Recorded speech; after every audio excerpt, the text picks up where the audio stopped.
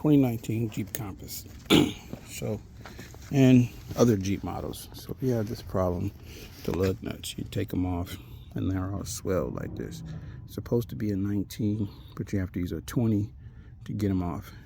So anyway, I'm replacing them with these. Oh, so these are two-piece. If you see right there, this cap and then this. And then what happens is this swells over time from taking them on and off. They're really crap.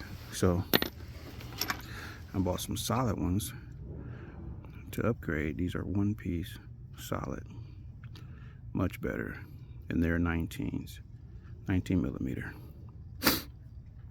I couldn't use I tried to use the 19-inch socket on this to get it off, but they swell so bad that it won't even fit anymore, so I had to use a 20.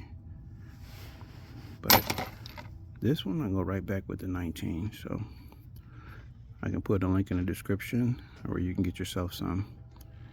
Big difference, big upgrade. They'll never swell. They're solid one piece, no cap. They should have made them like this from the they should have made them like this from the factory, but they didn't. Thanks for watching. Like and subscribe.